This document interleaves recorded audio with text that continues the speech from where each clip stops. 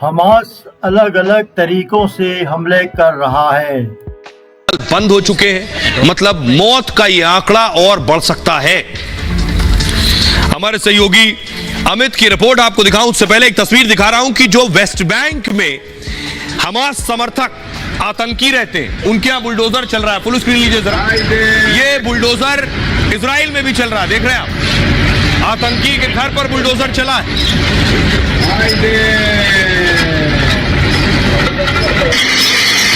محل الرحالة بالخير طلع كل الكرمات اللي بالشارع مع السندات هذا محلكم هلا بسفير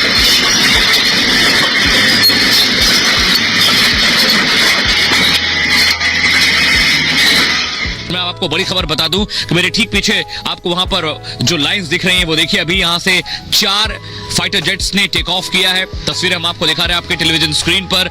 अब ये जो जंग है ये सेकंड फेज में पहुंच चुकी है। अब यहां से जो आगे का रास्ता होगा और कठिन और खतरनाक होने वाला है। दिन भर एयर स्ट्राइक्स होती हैं, रात को आईडीएफ फोर्सेस जो बिल्डअप एरिया में दाखिल होती हैं और खबर ये आ रही है और खबर अभी आ रही है कि वहां पर जो इलाका है वहां पर करीब 2 मील अंदर आईडीएफ की फोर्सेस दाखिल हो चुकी हैं। और बड़ी खबर यह है कि वहां पर लगातार ऑपरेशन चल रहा है। दिन में तोप के गोले दागे जा रहे हैं, बीएमपीज वहां डिप्लॉय की गई हैं, स्निफर्स डॉग साथ में गए हैं और रोबोटिक्स की मदद से भी देखा जा रहा है कि टनल के अंदर आखिर वो कौन से टनल के रास्ते जहां से आतंकी निकलकर हमला कर रहे हैं। सुनिए आवाज सुनिए, अभी भी आर्टिलरी फायर हो रही है। अगर आप आवाज सुन पा रहे हो, धमाके की आवाज आ रही है, पूरी की पूरी जमीन थर्रा जाती है। ये पूरा इलाका बॉर्डर के बहुत करीब है, ज़रात का इलाका। और यहाँ पर पूरे दिन ये देखिए, फिर से आवाजें सुनिए, शेलिंग की आवाजें आप सुन पाएंगे।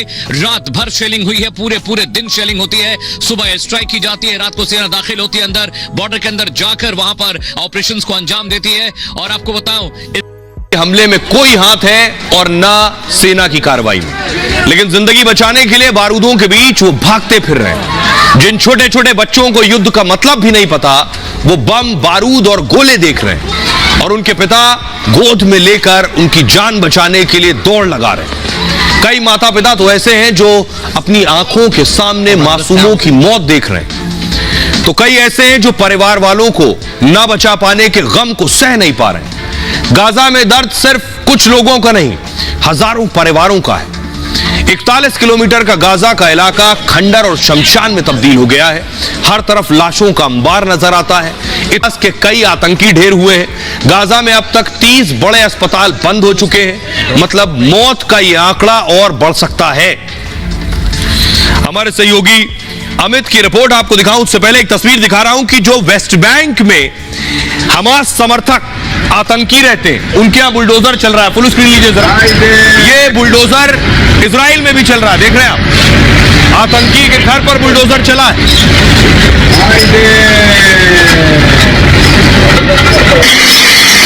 محل الرحالة بالخير طلع كل الكرمات اللي بالشارع مع السندات هذا محلكم هلا بسفير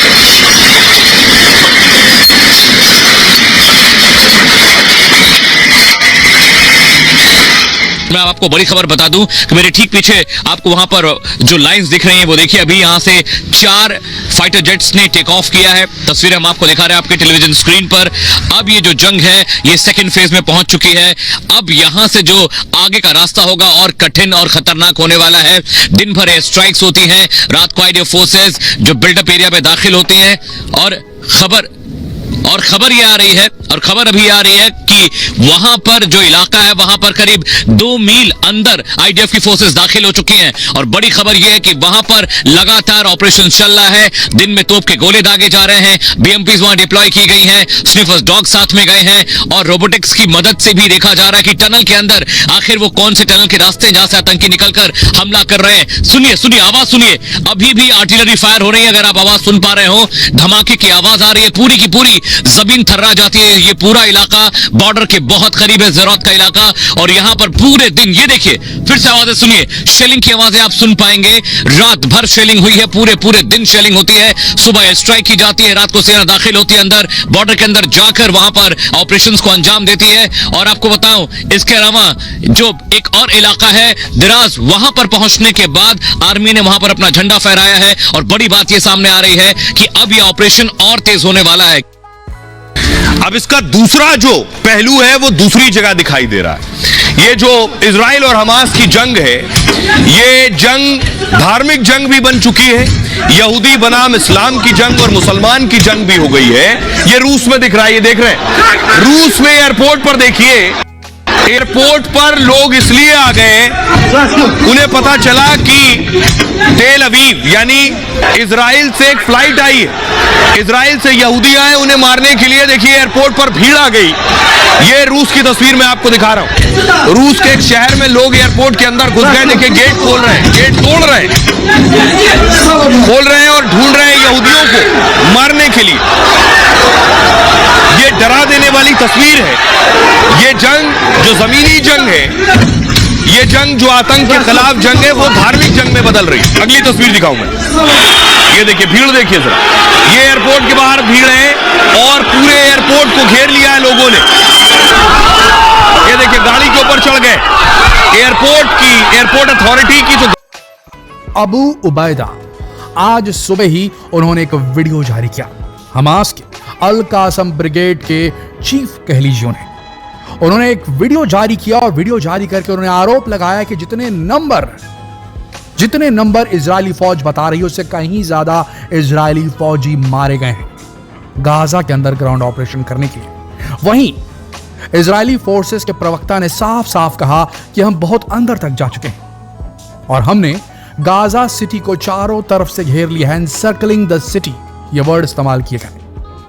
गाजा सिटी को घेर तो लिया गया है, लेकिन दोस्तों बहुत बड़ी परेशानी आन खड़ी हुई है आईडीएफ के फौजियों के सामने, क्योंकि हमास अलग अलग तरीकों से हमले कर रहा है। नॉर्मल सी बात है, लॉजिक की बात है। सोच के देखिए, आप अपने घर से कुछ दिनों के लिए किसी और के घर जाते हैं, अपने रिलेटिव के घर जाते हैं मेहमान बनकर। सोचिए रात में नींद आती क्या? महज बिस्तर के बदल जाने से नींद आनी छूट जाती है। तो यहां बात हो रही है दुश्मन के घर में घुसकर उसके एनवायरनमेंट में उसे खोजने की और उसे खोजकर उसी के घर में ढेर करने की। कितना कॉम्प्लेक्स, कितना जटिल काम होता होगा, जरा सोच के देखिए।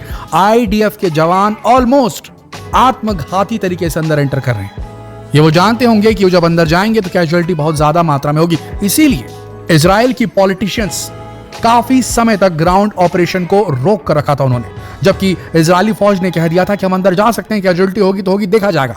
लेकिन जो लीडर्स थे, खासकर बेंजामिन नेतन्याहू, वो काफी समय तक उन्होंने बाउंड्री पर, गाजा की बाउंड्री पर इजरायली डिफेंस फोर्स के सैनिकों को रुकवा के रखा। और जब सही वक्त आया, जब समझ लीजिए इतने बम गिरा दिए गए गाजा के ऊपर में, जो सारे बमों के बारूद को अगर मिला लिया जाए तो हिरोशिमा और नागासाकी के ऊपर जो हमला हुआ था परमाणु, उसके लगभग बराबरी का समझ लीजिए ये धमाका हो चुका है वहां पर, उस इलाके में। उसके बाद ये इंटर किए, तो खतरा उस वक्त भी था, खतरा अब उन्हें सामने मिल रहा है। कल ही एक वीडियो आई थी, मरकावा टैंक दुनिया के सबसे बेहतरीन टैंक माने जाते हैं, एआई टेक्नोलॉजी से लैस टैंक जो अपनी तरफ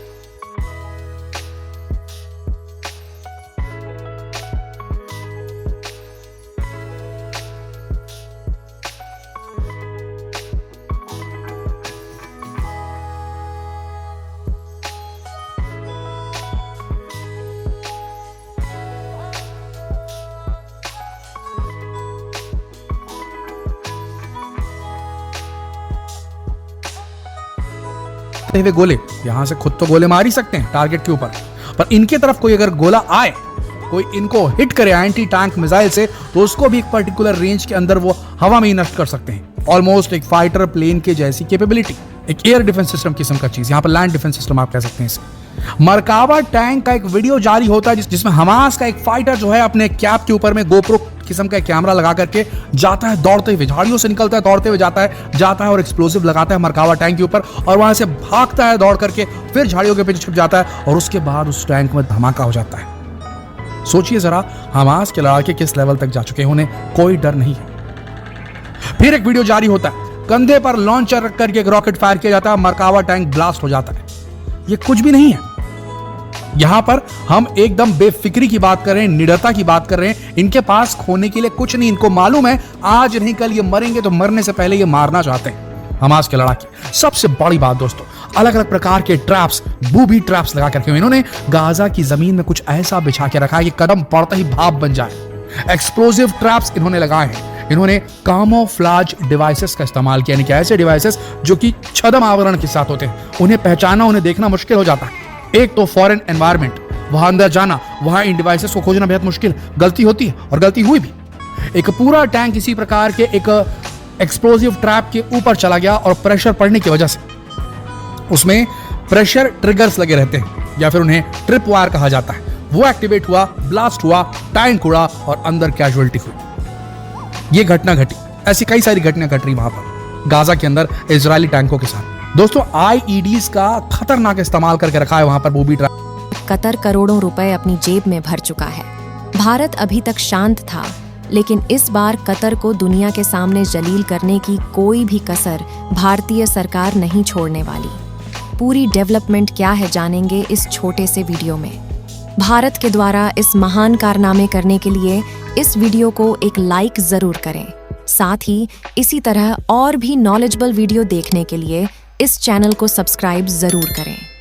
भारत जरूर बैक चैनल से अपने नागरिकों को कतर से निकालने की कोशिश कर रहा है, लेकिन साथ ही साथ दुनिया के सामने कतर का असली चेहरा भी सामने निकलकर आ रहा है। चोरी की खबर के बाद कतर एयरवेज के भारतीय ऑफिस पर छापेमारी शुरू हो चुकी है और शुरुआती खबरों के मुताबिक कतर पर 57,000 करोड़ रुपए का गमन करने का आरोप लगा है। ये इतनी बड़ी खबर है कि अगर कतर की वजह से एक खरोंच भी भारतीय नागरिकों को आई तो भारत आने वाले कई सालों तक कतर को भूखा मारने के लिए तैयार है। दरअसल इजरायली डिफेंस फोर्सेस पता करती है टेक्नोलॉजी के जरिए, उसको कहते हैं टेकेंट, और ह्यूमन इंट के जरिए, लोगों के जरिए, जैसे आपने बताया, पूछताछ कर रही है बंधकों से, सिविलियन से या प्रिजनर जो पकड़ के लाते हैं उस तरीके से, और एक एक करके उनको ढूंढने की कोशिश करेगी। तो ये स्वाभाविक है कि इस कारण टेम्परेचर, हमास जो है टेम्परेचर बढ़ाता है विश्व भर में और सोचता है कि अभी भी 4 हफ्तों के बाद में विश्व के देश जिनके बंधक उसके पास है उनके ऊपर इजरायली डिफेंस फोर्सेस पे दबाव डालेगा। मगर जो हम देखते हैं पुरानी इजराइल की जो टीचिंग रही है, इजरायली दबाव में नहीं आए हैं। जी, गाजा में आईडीएफ ने फिर दी है चेतावनी। लोगों को 4 घंटे का समय दिया गया है। सबको दक्षिण गाजा में जाने को कहा गया है। नॉर्थ गाजा पूरी तरह से खाली करो, ये आह्वान कर दिया है आईडीएफ ने। नॉर्थ गाजा को पूरी तरह से खाली कर दिया जाए और यहाँ पर जो आम नागरिक मौजूद हैं वो साउथ गाजा में चले जाएं। साउथ गाजा कहा गया है। आखिर कौन है याह्या सिनवार जिसे इजराइल बगदादी की मौत मारने की कस्में खा रहा है?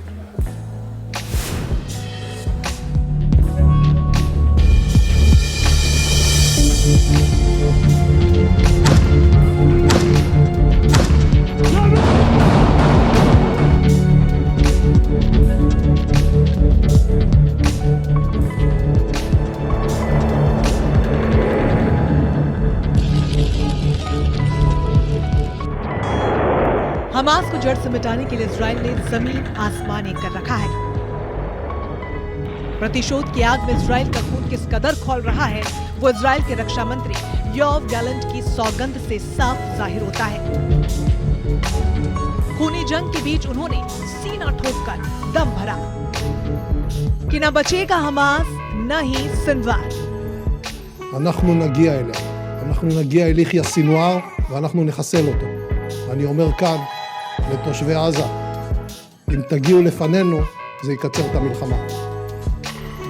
जिस याह्या सिनवार को इजराइल हिट लिस्ट में रखकर युद्ध में आगे बढ़ रहा है और जिस याह्या सिनवार का डेथ वारंट लेकर इजरायली सेना गाजा के अंदर घुसी है, वो याह्या सिनवार हमास की टॉप लीडरशिप का चेहरा है और खान यूनिस के कसाई के नाम से कुख्यात है।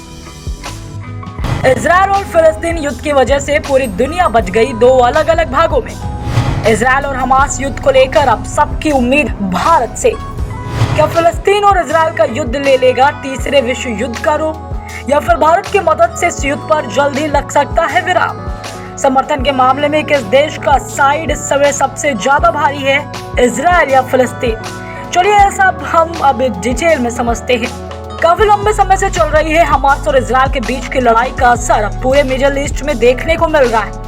मिडिल ईस्ट के लगभग सभी देशों पर इस जंग का काफी प्रभाव पड़ रहा है। अब चाहे वह अर्थव्यवस्था हो या फिर दूसरे देशों के साथ संबंधों को लेकर विवाद, मिडिल ईस्ट इस समय बुरी तरह से फंसा हुआ है। और इसी बीच एक चौंका देने वाली खबर सामने आई है। खबर है कि ईरान को अब भारत की मदद की जरूरत पड़ गई है। जी हाँ, बिल्कुल, ईरान जो पूरी दुनिया में बादशाह तानाशाह बनकर घूम रहा है कि हमसे आगे कोई नहीं है, वह अब भारत के सामने मदद के लिए हाथ फैलाकर खड़ा है। इजराइल के हमलों ने गाजा का इस समय बुरा हाल किया हुआ है। इजराइल लगातार हमास आतंकियों पर कब बरसने में लगा हुआ है। इसके साथ ही इजराइल ने हमास की इस तरह कमर तोड़ के रख दी, सोचने के काबिल भी नहीं बचा। अब हमास सोचने के काबिल नहीं बचा। इसके साथ ही ऐसे नजारों को देखकर पूरी दुनिया कांप रही, क्योंकि सभी को एक ही डर सता रहा है कि कहीं यह युद्ध विश्व युद्ध का रूप न ले ले।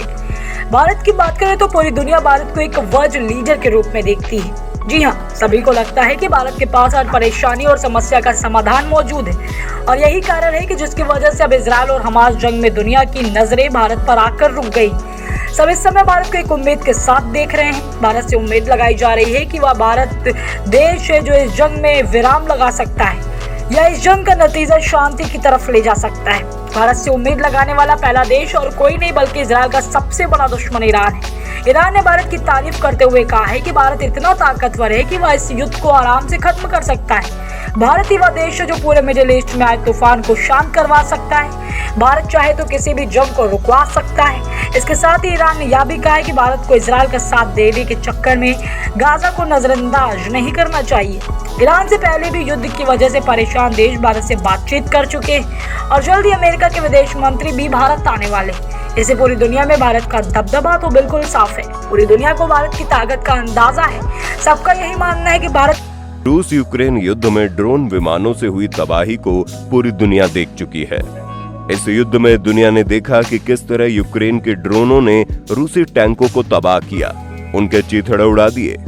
दोस्तों, रूस यूक्रेन युद्ध से सबक लेते हुए भारत ने भी आधुनिक ड्रोन विमानों पर तेजी से काम करना शुरू कर दिया था, और इसी का नतीजा है कि भारत ने एक ऐसे दमदार लड़ाके को तैयार कर लिया है जो चीन और पाकिस्तानी सेना के लिए किसी काल से कम नहीं होगा।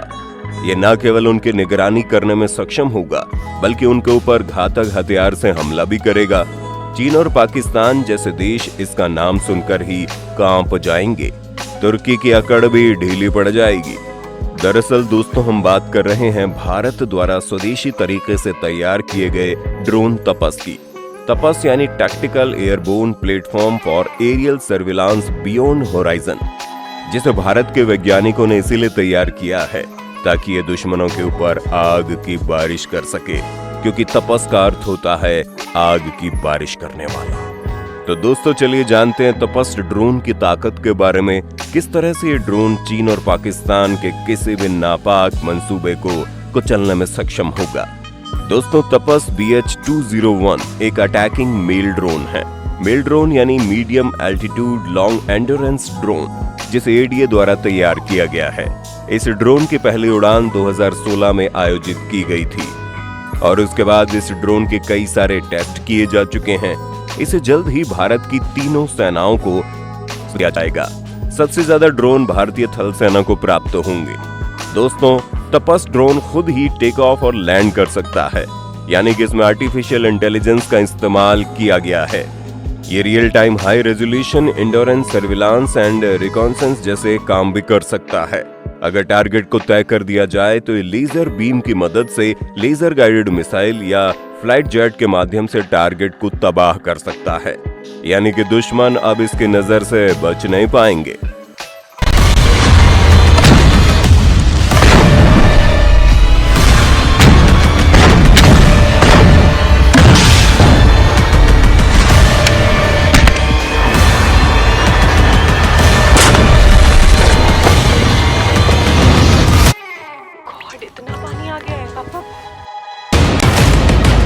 हमास के इस वीडियो ने तेल अवीव से लेकर वॉशिंगटन DC तक हड़कंप मचा दिया है।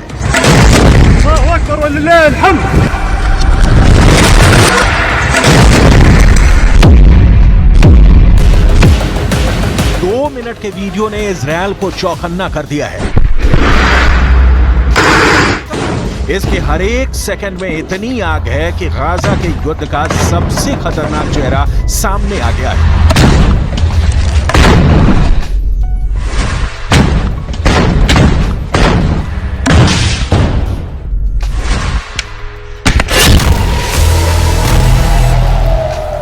इजरायल में माना जा रहा है कि अगर हमास के इस खतरे से नहीं निपटा तो गाजा में उसे हार का सामना करना पड़ सकता है।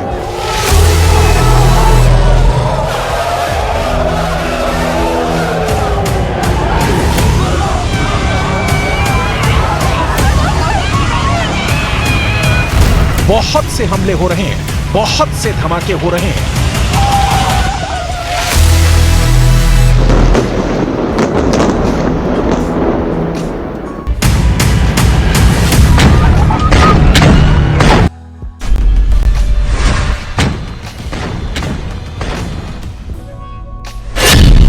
पांचवें हमले के लिए हमास का एंटी टैंक दस्ता फिर गली में आता है। इसके गली के एक मुहाने पर खड़े इजरायल के मरकाबा टैंक को यासीन रॉकेट से टारगेट किया जाता है। निशाना सटीक लगता है, हमलावर स्क्वाड फिर छुप जाता है। यही होता है गोरिल्ला युद्ध।